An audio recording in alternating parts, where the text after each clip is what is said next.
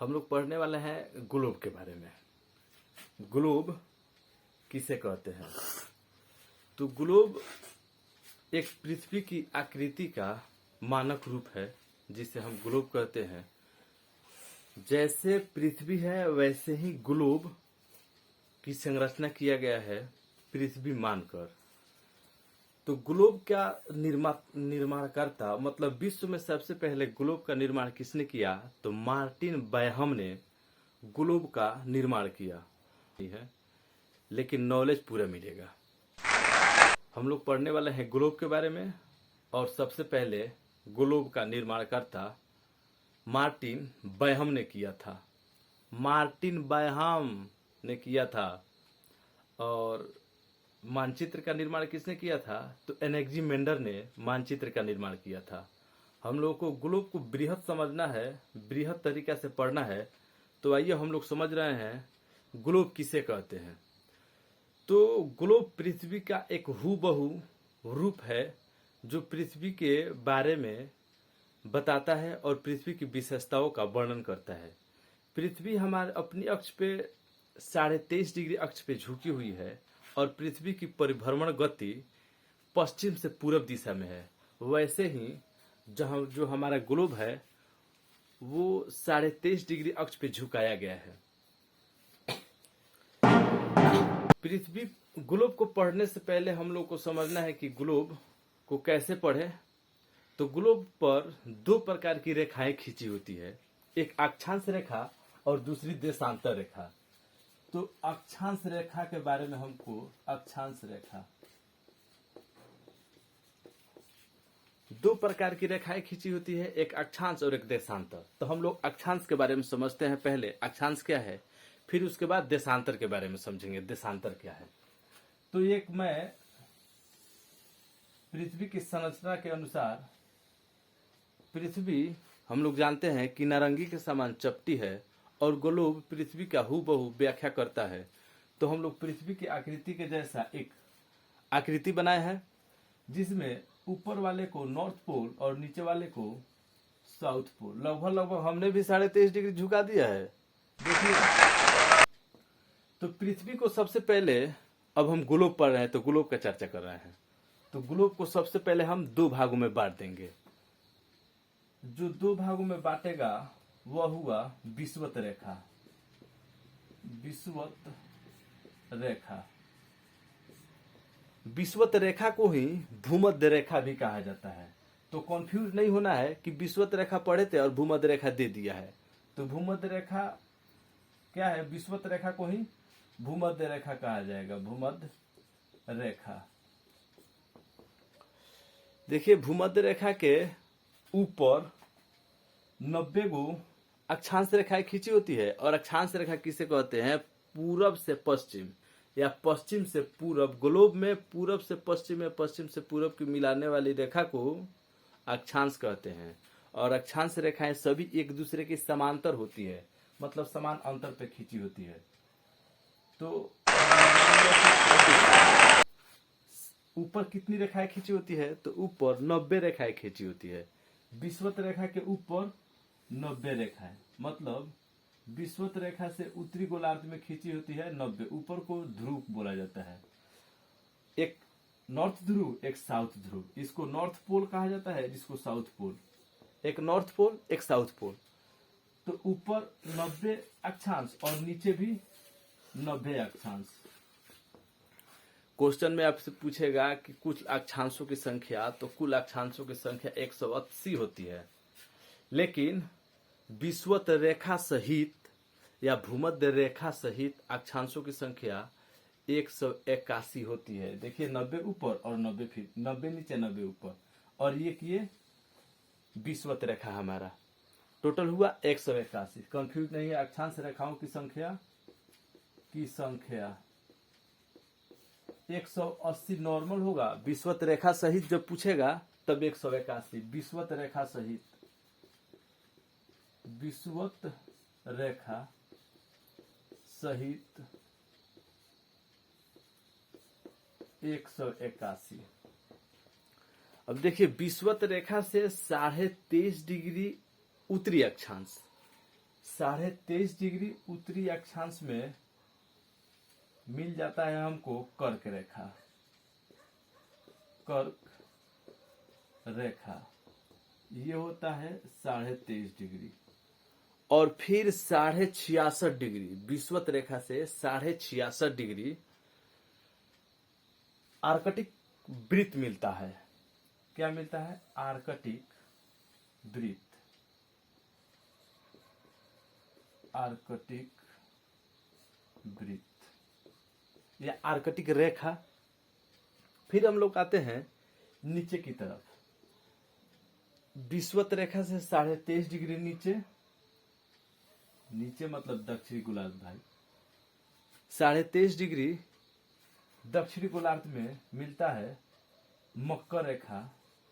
मकर रेखा ये भी है 23.5 डिग्री। और फिर 66.5 डिग्री दक्षिणी गोलार्ध में मिल जाता है हमारा अंटार्कटिका वृत्त। अंटार्कटिका रेखा या वृत्त बोलिए, कुछ भी मिल गया। ये पांचों इंपॉर्टेंट है, ये हमेशा क्वेश्चन में पूछते रहता है। अब हमारी इंडिया की स्थिति यही, हमारी इंडिया की स्थिति कर्क रेखा में है। कर्क रेखा भारत को 8 भागों में विभाजित, मतलब कि 8 भागों में नहीं, कर्क रेखा भारत के 8 राज्यों से होकर गुजरती है। इसका हमें एक ट्रिक बनाया है राम छत्री झागुमी पर। आप याद रखना चाहते हो तो याद रखें, राम छत्री झागु राम छत्री, छत्तीसगढ़ गुजरात, झारखंड, झागुमी प।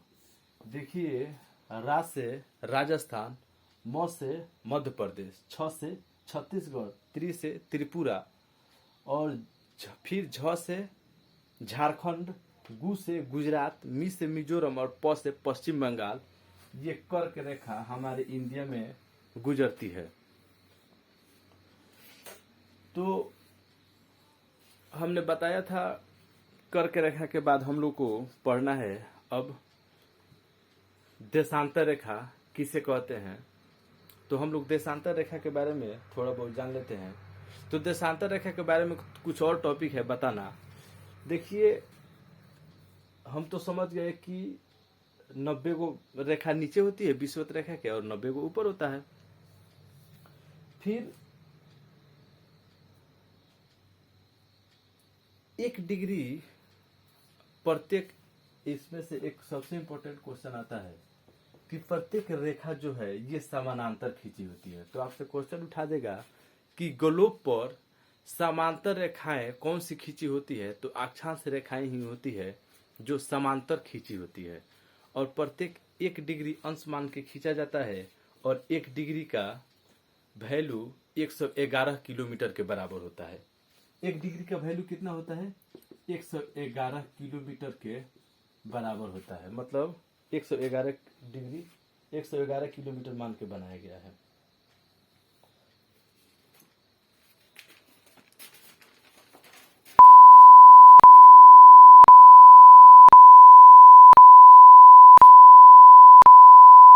ओके, आइए हम लोग आते हैं पुनः अपने विषय वस्तु की ओर। अब देशांतर रेखा के बारे में जानते हैं। देशांतर रेखा क्या है? देशांतर रेखा, देखिए, देशांतर रेखा पृथ्वी के उत्तरी ध्रुव से दक्षिणी ध्रुव को मिलाने वाली रेखा देशांतर रेखा कहलाती है। क्या कहलाती है? पृथ्वी के उत्तरी ध्रुव से दक्षिणी ध्रुव को मिलाने वाली रेखा देशांतर रेखा कहलाती है। तो हम लोग मिला देते हैं भाई, ये तो यही तो हुआ हमारा देशांतर रेखा। एक इधर से आया और एक इधर से आया। देखिए, देशांतर रेखाओं में सबसे कम दूरी केवल ध्रुवों पर होती है। सबसे न्यूनतम दूरी केवल ध्रुव पर, हमारा ध्रुव पर ना है भाई, यही तो ध्रुव है हमारा। ध्रुवों पर सबसे कम दूरी होती है। देखिए, यही हुआ हमारा ग्लोब की लगभग हूबहू आकृति तैयार हमने किया है।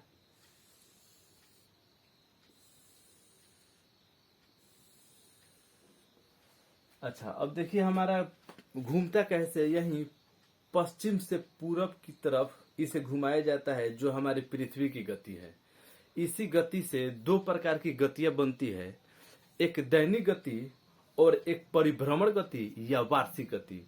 तो दैनिक गति के कारण दिन और रात होता है, और परिभ्रमण गति या वार्षिक गति के कारण ऋतुएं परिवर्तन होती है।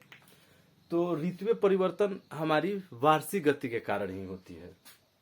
देखिए यही 1 डिग्री अक्षांश 1 डिग्री देशांतर 4 मिनट में घूमता है। 24 घंटे में अपना एक चक्कर पूरा करता है तो दैनिक गति हो जाता है। तो 24 घंटा में 360 डिग्री घूमता है। देशांतर रेखा समझा है ना? देशांतर रेखा किसे कहते हैं? मतलब कि उत्तरी ध्रुव से दक्षिण ध्रुव को मिलाने वाली रेखा, उत्तरी ध्रुव को दक्षिणी ध्रुव से मिलाने वाली रेखा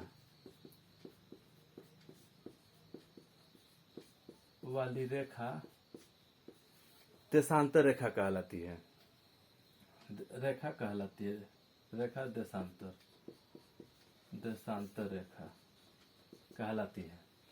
अब 24 घंटा में देखिए, 24 घंटा में 360 डिग्री। अच्छा एक बात समझाइए, देखिए समझिए कि एक वृत्त है, उसको चारों तरफ ऐसे घुमा दिया जाएगा तो अपना एक चक्कर पूरा नहीं कर लेगी, और जब एक चक्कर पूरा करेगी तो 360 नहीं होगा, तो वहीं 360 घूम जाएगी।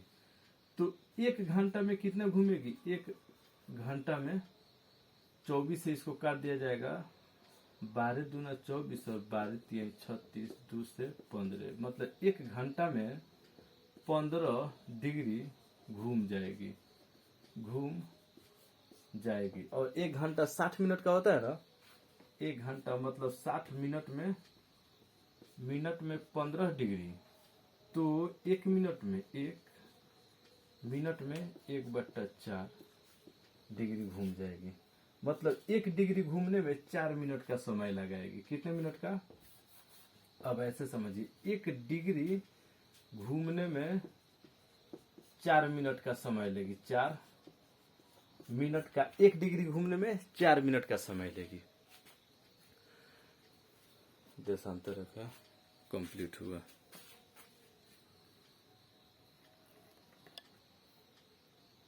अब देखिए 2 देशांतरों। ठीक है भाई, धन्यवाद देखने के लिए। सब्सक्राइब करें चैनल को, फॉरवर्ड करें, शेयर करें भाई। Thank you. हाँ सुनिए एक और बात, 0 अंश अक्षांश और 0 देशांतर अक्षांश अटलांटिक महासागर में काटती है।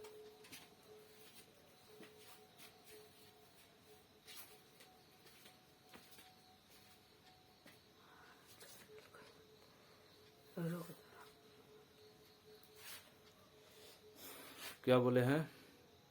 ध्यान दीजिए, 0 अंश अक्षांश और 0 देशांतर अक्षांश अटलांटिक महासागर में काटती है। एक क्वेश्चन आ गया तो बता दिए। ठीक है, जाइए लोग, फिर इंतजार कीजिए वीडियो डालने का। डालेंगे वीडियो। I love you.